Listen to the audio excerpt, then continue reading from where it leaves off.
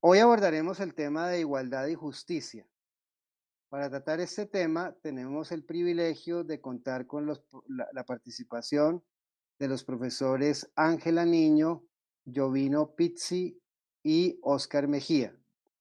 Cada uno de nuestros panelistas tendrá 25 minutos para hacer su intervención y posteriormente tendremos, con base en las preguntas que ustedes nos hagan llegar a través de los chats de YouTube y de Facebook, un diálogo entre los profesores y todos ustedes.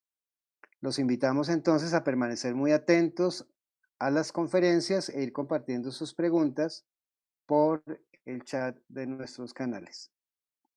Bien, entremos en materia. Le damos en primer lugar la bienvenida al profesor Óscar Mejía. El profesor Óscar Mejía es filósofo con una maestría en filosofía moral y un doctorado en filosofía política en los Estados Unidos. Adelantó un segundo doctorado en filosofía del derecho en el Departamento de Filosofía de la Universidad Nacional y un postdoctorado también en derecho en la Facultad de Derecho de nuestra universidad. Actualmente es profesor titular en el marco de la generación de 125 años de la Facultad de Derecho, Ciencias Políticas y Sociales de la Universidad Nacional. Es miembro activo de la Asociación Colombiana de Filosofía del Derecho, de la Asociación Iberoamericana de Filosofía Política y de la Asociación Colombiana de Ciencia Política. Actualmente lidera el grupo de investigación Repensar el Derecho y es investigador senior del Ministerio de Ciencia y Tecnología. El profesor Oscar ha sido autor de numerosas obras, entre las cuales quisiéramos destacar las que ha escrito en la última década: Teoría consensual del derecho, Legitimidad, validez y eficacia, Derecho, alienación e ideología, La filosofía del derecho contemporánea e Historia de la filosofía del derecho en Colombia, entre otras varias obras y artículos. Querido Oscar, es un honor contar contigo en esta cátedra. Tienes la palabra. Eh, Eduardo, buenos días. Decía que gracias por la invitación y voy a compartir pantalla inmediatamente. Voy a tratar de abordar las preguntas orientadoras que nos dieron y voy a iniciar pues con unos antecedentes, remitiéndome al derecho natural, a la ética aristotélica rápidamente, básicamente porque generalmente está la idea totalmente falsa de que el derecho natural, sí, en general, hay cuatro versiones del derecho natural: antiguo, medieval, temprano moderno, e incluso hay una versión, llamémosla así, neo-jus naturalista posterior. Pero siempre se ha creído y se confunde así y se mete todo en el mismo saco de que el derecho natural propicia y supone unos conceptos de libertad e igualdad, y eso es falso. La ética aristotélica, precisamente su concepto de justicia por excelencia, que es el que le enseñan a los abogados, plantea darle a cada cual lo que se merece. Esto es básicamente la preeminencia de la justicia distributiva, que es la justicia de los méritos, sobre, pues digamos, incluso la conmutativa y sobre todo el conjunto de la sociedad. Pero esa justicia lo que básicamente preserva es una jerarquía dentro de la sociedad. Es una organización de la sociedad con base en cómo yo personifico los bienes los modelos ejemplarizantes de vida buena, las virtudes, en otras palabras. Y eso supone ya, digamos, un esquema totalmente desigual, ¿sí? Por tanto, sin hablar de la libertad, que por supuesto son sociedades esclavistas donde la libertad no puede generalizarse, tampoco la igualdad, ¿sí? Por tanto, es ajeno al derecho natural, al menos antiguo y medieval, el concepto de igualdad. La igualdad en la modernidad se va a plantear de alguna forma a partir de las guerras de religión. Las guerras de religión, pues son estas guerras que se desatan en torno a los católicos, llamemos los papistas y los protestantes, ¿sí? Y ahí tienen ustedes lo que es la masacre de San Bartolomé en París, donde los católicos entran y asesinan a todos los protestantes, ¿sí? Y que va a conducir en los siguientes 2 siglos a lentamente, digamos, consolidar lo que sería la modernidad, los mínimos de la modernidad política, tolerancia, primero que todo, y a partir de ahí pluralismo. ¿Sí? Esos son los mínimos de la modernidad política. Y entonces surgen dos tendencias, el liberalismo por un lado y el republicanismo por el otro. El humanismo cívico sigue siendo una tendencia, digamos, de carácter confesional, si ustedes quieren, todavía con un ascendiente medieval, donde el liberalismo, pues, basado en la regla de mayoría, no acepta la desobediencia a la ley, y el republicanismo, basado en el consenso, eh, reivindica la desobediencia contestataria a la ley. Digo esto porque pues, ahí empieza de alguna manera a plantearse la igualdad formal, la igualdad ante la ley, ¿sí? Pero que sigue todavía estando al margen de la igualdad real y de la igualdad material. Entra Kant, eh, plantea como fundamentos de la moral la universalidad, la autonomía y la libertad, y en ese contexto pues va a plantear igualmente que el estado de naturaleza es toda situación en la que prima el derecho privado, es decir, en la que prima la desigualdad y que en cierto sentido impone un criterio normativo que él va a llamar el contratos originarios, que es el que de alguna manera entra a compensar esa condición, digamos, de desigualdad y de fuerza del estado de naturaleza, ¿sí? Que quedará en cierta forma pues condensado en el imperativo categórico, eh, pero que yo traigo a colación porque de cualquier manera sigue brillando por su ausencia el concepto de igualdad. Tugendhat inicialmente más tarde, pues digamos en el siglo XX, y más tarde sobre todo Albrecht Bellmer, van a mostrar que ese concepto de contractus originarius kantiano suponía un consenso moral, ¿sí? Eh, ¿sí? Y que ese consenso moral es la base del consenso jurídico, que por tanto ya, aunque no es explícito en Kant, la igualdad jurídica suponía una igualdad moral. Los abogados se les olvida muchas veces, ¿sí? En su confusión y en su compulsión de separar derecho y moral, de que no hay igualdad jurídica si no está concebida previamente una igualdad moral. Ahí sí empezamos nosotros de alguna manera a retomar y empieza la filosofía moral y política a recoger lo que habían sido las declaraciones de independencia de los Estados Unidos, que ya explícitamente habían sostenido los hombres son creados iguales, la declaración del 76 norteamericana, y más tarde la Revolución Francesa, que ya expresamente plantea libertad, igualdad y fraternidad. Los hombres nacen y permanecen libres e iguales en derechos, ¿sí? Ahí todavía incluso la Declaración Francesa sigue como planteando una igualdad formal. Lástima que no podamos, eh, digamos, profundizar eso, una igualdad jurídica, ¿sí? Que como Hegel lo va a criticar a Kant, es una igualdad ficticia. La igualdad ante la ley es ficticia, ¿sí? Porque la desigualdad material sigue existiendo. Eso más tarde lo va a plantear precisamente Marx, ¿sí? Cuando va a mostrar que no hay emancipación mientras no se supere la alienación y que en últimas esa alienación, y en eso, por ejemplo, la lectura de Albrecht Bellmer es muy interesante, porque va a mostrar incluso a un Marx justnaturalista, pero que de cualquier manera sí planteaba que la acumulación originaria no era pacífica, como la ha planteado Locke, sino era todo un sistema de libertad e igualdad formales que implicaba una explotación del trabajo asalariado. ¿Sabes lo que Albrecht Bellmer en ese libro es extraordinario, Finales de partida, eh, llama las falacias del justnaturalismo?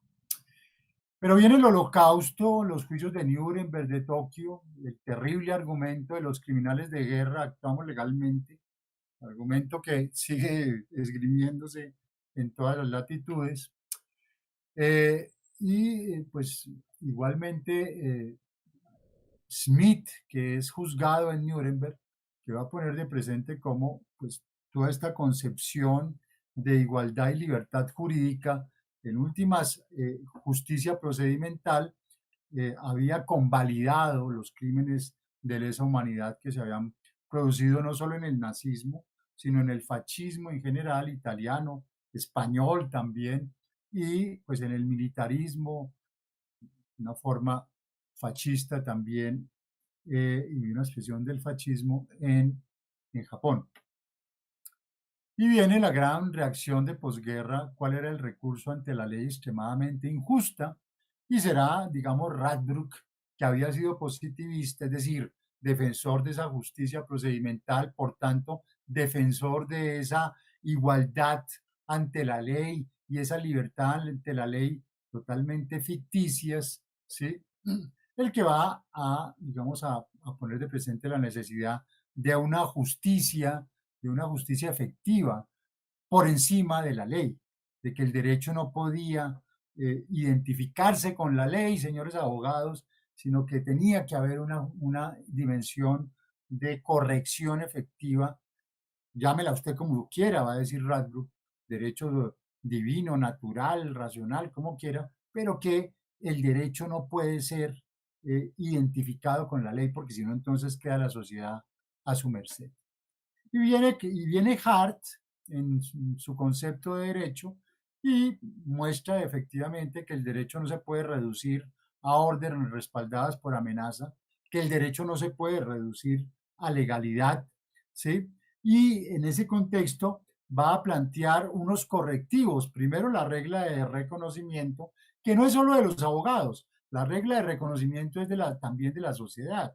No solamente es la validez que predican los abogados, sino tiene que ser la legitimidad y la eficacia de la sociedad, y un derecho mínimo natural, por eso lo traigo a colación, donde Hart va a plantear que esas verdades lenguágicas, esos macrojuegos de lenguaje comunes que tienen que sostener el piso de la sociedad, ahí tiene que estar el concepto de igualdad aproximada.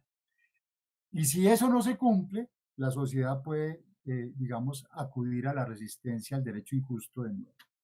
Todo esto, digamos, es el marco para entrar realmente a Rawls y a la teoría de la justicia. Porque en la teoría de la justicia, Rawls efectivamente va precisamente a mostrar cómo puede, digamos, responderse a la pregunta sobre la igualdad. Eh, Rawls nace y se cría en ese contexto de crisis del 29 y en cierta forma la teoría de la justicia va a responder teórica y conceptualmente a lo que es la sustentación del New Deal, es decir, del estado de bienestar. ¿Sí? Rawls va a concebir los principios dentro de una lógica incluso jurídica como instancia de corrección de la legalidad. Él es el primero en decirlo. ¿Sí? Él es el primero en plantear los principios como corrección de la legalidad, pero lo desarrolla desde el punto de vista externo hartiano. ¿Sí? Lo hace desde una óptica que abandonaba la filosofía analítica, que después se convierte en teorías de la argumentación jurídica, opuesta a las teorías de la justicia. Señores abogados en especial y ciudadanos, hoy tiene que optar uno por dos alternativas, o creer que la corrección es argumentación jurídica, o comprender que la corrección efectiva es teoría de la justicia. Rawls representa una visión socialdemócrata, lo dice él mismo cuando se presenta en Europa, y como lo va a decir Dworkin cuando presenta a Rawls, el gran impacto de Rawls fue en los jueces, no fue en las facultades de Derecho, ni tampoco en las facultades de Filosofía. Y cuando Rawls regresa de su postdoctorado, entra y se articula todo este movimiento primero del giro jurisprudencial de la Corte Suprema de Justicia en torno a la doctrina de segregados pero iguales, y inmediatamente, un año después, a el movimiento por los derechos civiles en Estados Unidos, liderados por la minoría afroamericana y judía radical. Ahí está Rosa Parks, otra de las adalides de ese movimiento, y la famosa marcha sobre Washington y ese discurso precioso que es una bandera y es un clamor por la igualdad, ¿sí? Por la igualdad entre blancos y minorías en Estados Unidos, un discurso que sigue vigente. A lo que voy es a esto. Rawls está respondiendo a la pregunta histórica sobre la justicia en la medida y en el marco de la crítica a la justicia como bienestar de la mayoría, en el sentido de que en Estados Unidos una minoría mayoritaria imponía su concepción de justicia a la minoría negra, a la minoría asiática, a la minoría nativa americana y finalmente también a la minoría latina. Y pues ahí es donde Rawls opta por una lectura crítica del contractualismo, rechaza a Locke por democracia de la mayoría, rechaza a Rousseau y adopta el consenso kantiano, el contractus originario, que va en últimas a poner en evidencia que en general, digamos, la institucionalidad siempre tiene que verse en la relación trilemática legitimidad, validez y eficacia, que es también una forma de abordar el derecho. De esa posición original surgen los principios de justicia, pero son los principios de justicia no en abstracto, ni inventados por un profesor de filosofía o por un abogado o un constitucionalista. Los principios de justicia, que son el fruto de esta posición original, básicamente son estos dos. Iguales libertades para todos, primer principio de justicia, y favorecer a los desfavorecidos.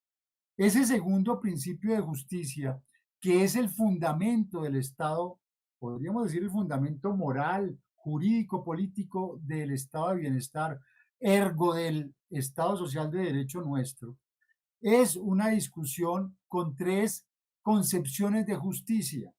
La de la aristocracia natural, que va a defender una concepción de justicia discriminatoria.